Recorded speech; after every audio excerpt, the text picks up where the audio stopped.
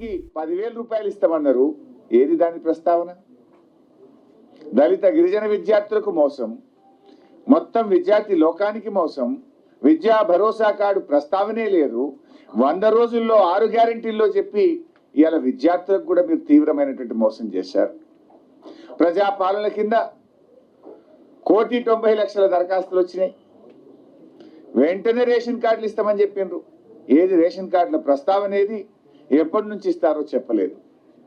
మరో ముఖ్యమైనటువంటి వాళ్ళు నిరుద్యోగులు 4,000 భృతి ఇస్తామన్నారు, 2 లక్షల ఉద్యోగాలు అన్నారు, జాబ్ క్యాలెండర్ అన్నారు. ఇవాళ బడ్జెట్లో చూస్తే జాబ్ క్యాలెండర్ ప్రస్తావన లేదు. నిరుద్యోగ భృతి 4,000 గురించి అసలే చెప్పలేదు. ఉద్యోగాల నియామకాలు ఎప్పట్లోగా చేస్తారో కూడా చెప్పిన పరిస్థితి లేదు. ఇకపోతే ఆటో కార్మికులు, ఈ ప్రభుత్వం వచ్చినాక కొత్తగా ఎవరైనా ఆత్మహత్యలు చేసుకుంటున్నారంటే రాష్ట్రంలో 50కు పైగా ఆటో కార్మికులు ఆత్మహత్య చేసుకున్నారు. మీ యొక్క మేనిఫెస్టోలో పెట్టారు, ఆటో కార్మికులకు సంవత్సరానికి 12,000 ఇస్తామన్నారు. మా వృత్తి పోయింది, మాకేదైనా సహాయం చేయండి అని ఆటో కార్మికులు ఇలా గొంతెత్తి రాష్ట్రం మొత్తం కూడా అడుగుతా ఉంటే ఈ ప్రభుత్వం కనీసం అత్యంత పేదవాళ్ళు, రెక్కాడితే డొక్కాడని వాళ్ళు, వృత్తిని నమ్ముకున్న వాళ్ళు, పొద్దున్న లేచి కష్టాన్ని నమ్ముకొని పనిచేసే ఆటో కార్మికులకు తీవ్రమైన నిరాశను మిగిల్చింది, మొండి చేయి చూపించింది ఈ కాంగ్రెస్ ప్రభుత్వం. మాజీ సర్పంచులు, మాజీ ఎంపీటీసీలు మీకు కూడా నెలకు 1,500 పెన్షన్ ఇస్తామన్నారు. వాళ్ళ గురించి ప్రస్తావన లేదు. ఇకపోతే చేనేత కార్మికులు, ఈ ప్రభుత్వం వచ్చిన తర్వాత ఎవరైనా ఆత్మహత్యలు చేసుకుంటున్నారంటే ఇవాళ ప్రతిరోజు పత్రిక చూస్తే చేనేత కార్మికుల ఆత్మహత్యలు ఉన్నాయి. వారికి ఒక ఊరట కలిగించే ప్రయత్నము, వారికి ఉన్న పథకాలు కొనసాగించే ప్రయత్నము, వారికి బడ్జెట్లో కేటాయింపులు గుండు సున్నా. చేనేత కార్మికులకు మోసం చేసిండ్రు. హైదరాబాద్ అభివృద్ధిని గత ప్రభుత్వం నిర్లక్ష్యం చేసింది అంటే కళ్ళుండి కూడా చూడలేని కబోదులు అట్లా మాట్లాడతారు. అసలు అది మాట్లాడే మాటని అది బడ్జెట్లో ప్రస్తావిస్తే హైదరాబాద్ ప్రజలు నవ్వుకుంటారు. ఇవాళ చంద్రబాబు నాయుడు గారు ఆ మధ్య మన ముఖ్యమంత్రి అయిన తర్వాత కూడా హైదరాబాద్కి వస్తే ఏమన్నారు?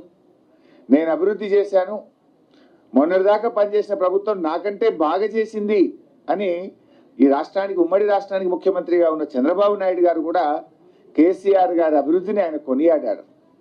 ఆయన కూడా చెప్పారు, లోకం మొత్తం మెచ్చింది.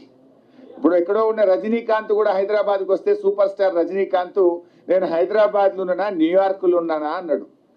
రజనీలకు అర్థమైంది కానీ కాంగ్రెస్ గజనీలకు ఇంకా అర్థమైతలేదు. ఎంతో మంది హైదరాబాద్ను మెచ్చుకున్నారు.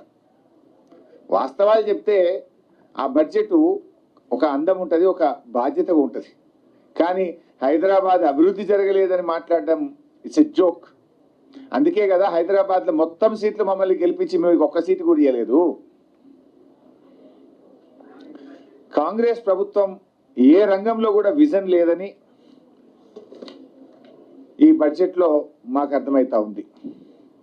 గత ప్రభుత్వాన్ని నిందించడమే తప్ప ఎన్నికల్లో ఇచ్చిన హామీలపైన దాటవేత వైఖరిని ప్రదర్శించారు. కేసీఆర్ ప్రభుత్వం యొక్క ఘనతలను తమ ఘనతలుగా చెప్పుకునే ప్రయత్నం చేసి అభివృద్ధే జరగలేదు ఈ 10 ఏళ్లలో అని మాట్లాడినారు. అంటే వాళ్ళకే కాంట్రడిక్షన్. వాళ్ళు ఇచ్చిన ఎకనామిక్ సర్వే బుక్లో కానీ వాళ్ళు ఇచ్చిన ఈరోజు బడ్జెట్లో కానీ ఏముంది? ఈ దేశంలో తలసరి ఆదాయంలో తెలంగాణ ఆ గోవా సిక్కిం తప్పితే దేశంలో నంబర్ 1 స్థానంలో తెలంగాణ ఉంది. మేము అధికారం చేపట్టిన నాడు తెలంగాణ 13వ స్థానంలో ఉండే. 13 తలసరి ఆదాయంలో దేశంలో 13వ స్థానంలో ఉన్న తెలంగాణను ఇవాళ 2 చిన్న రాష్ట్రాలు మినహాయించి నంబర్ 1 స్థానంలో మేము తెచ్చినామంటే మేము అభివృద్ధి చేసినట్ట చేయనట్ట, మేము పని చేసినట్ట పని చేయనట్ట? దాన్ని కేంద్ర ప్రభుత్వం మెచ్చుకున్నది. మీ బడ్జెట్ స్పీచ్లో కూడా చెప్పారు. కానీ అదేదో గత 10 ఏళ్లలో జరిగిన అభివృద్ధి కూడా తమ ఘనతగా చెప్పుకునే ప్రయత్నం చేశారు. ఇకపోతే ఆ తలసరి ఆదాయం కూడా చూస్తే కేంద్ర ప్రభుత్వం అంటే జాతీయ తలసరి ఆదాయం కంటే తెలంగాణ రాష్ట్ర తలసరి ఆదాయం 1,64,063 రూపాయలు ఎక్కువ. ఈ రాష్ట్ర పౌరుడి యొక్క తలసరి ఆదాయం 3,47,299 రూపాయలు అయితే దేశ పౌరుడి యొక్క తలసరి ఆదాయం 1,83,236. అంటే దేశం కంటే 1,64,063 రూపాయలు తెలంగాణ పౌరుడి తలసరి ఆదాయం ఎక్కువ ఉందంటే 10 ఏళ్ల కేసీఆర్ పాలన, 10 ఏళ్ల బీఆర్ఎస్ పాలన ఫలితం అది. ఎందుకంటే మేము అధికారంలోకి వచ్చినాడు తెలంగాణ 13వ స్థానం బాస్. 13 నుంచి ప్రథమ స్థానానికి వచ్చిందంటే అది మా పరిపాలనకు గీటురాయి. ఇకపోతే స్థూల ఉత్పత్తి, ఒక రాష్ట్ర స్థూల ఉత్పత్తి ఆ రాష్ట్ర ప్రభుత్వ పనితీరును కూడా సూచిస్తుంది. ఇవాళ బీఆర్ఎస్ ప్రభుత్వం కేసీఆర్ గారి నాయకత్వంలో అధికారంలోకి వచ్చినప్పుడు 4,51,580 కోట్లు మన రాష్ట్ర స్థూల ఉత్పత్తి జిఎస్డిపి 4,51,580 కోట్లు. ఈసారి ఎంత మనది? 2023-24 వచ్చేసరికి 14,63,963 కోట్లు. మీ బడ్జెట్ బుక్ లోనే చెప్పారు. ఇప్పుడు మీరు 14,63,963 కోట్లకు జిఎస్డిపి పెరిగిందంటే, 3 రెట్లు పెరిగిందంటే అది మా పనితీరుకు నిదర్శనం కాదా? గ్రోత్ రేట్ ఎంత? లాస్ట్ ఇయర్ తో చూస్తే 11.9% గ్రోత్ రేట్. అదే జాతీయ వృద్ధి రేట్ ఎంత?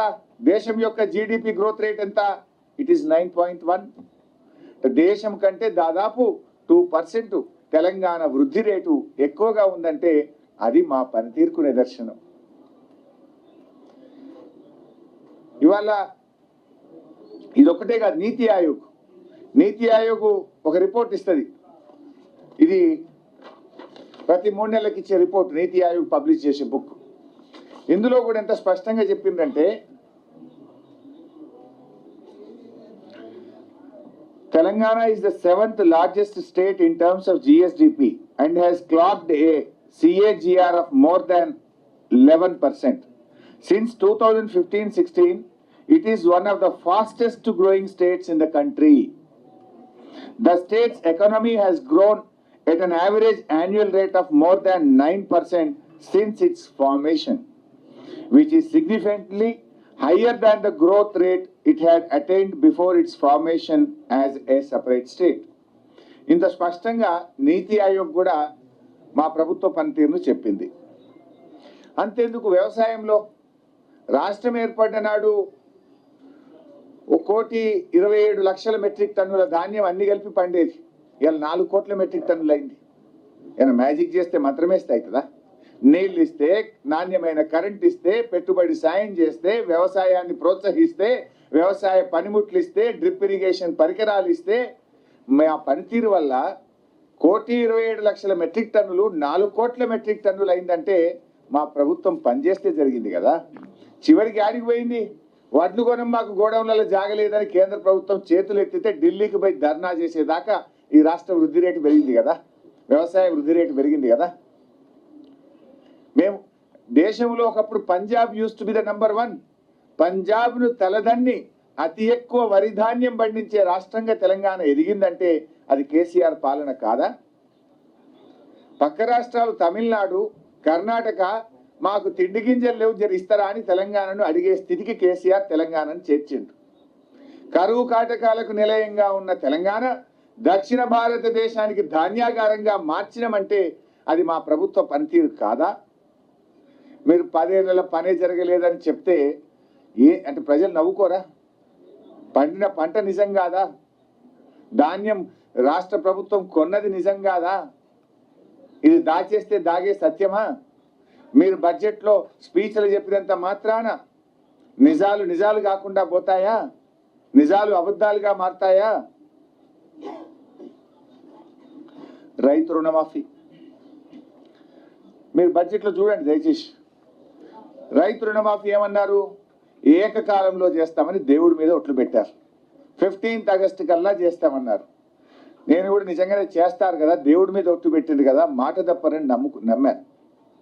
అంటే మనకు దేవుడి కంటే మనం తెలుగు సమాజం, ముఖ్యంగా మన భారతదేశంలో దేవుడిని బాగా నమ్ముతాం. మనం మా అన్న అన్నట్టు ఒక దేవుడు కాదు, ఊరూరా దేవుళ్ళ మీద ఒట్టు పెట్టిండు. నేను అనుకున్న బడ్జెట్లో తప్పకుండా 31,000 కోట్లు పెడతారేమో అని ఆశించాను. చాలా క్లీన్గా అబ్జర్వ్ చేశాను. చూస్తే బడ్జెట్ ప్రసంగంలో చెప్పారు మంత్రి గారు, 31,000 కోట్ల రూపాయలు మేము ఏకకాలంలో చేస్తున్నామని చెప్పారు.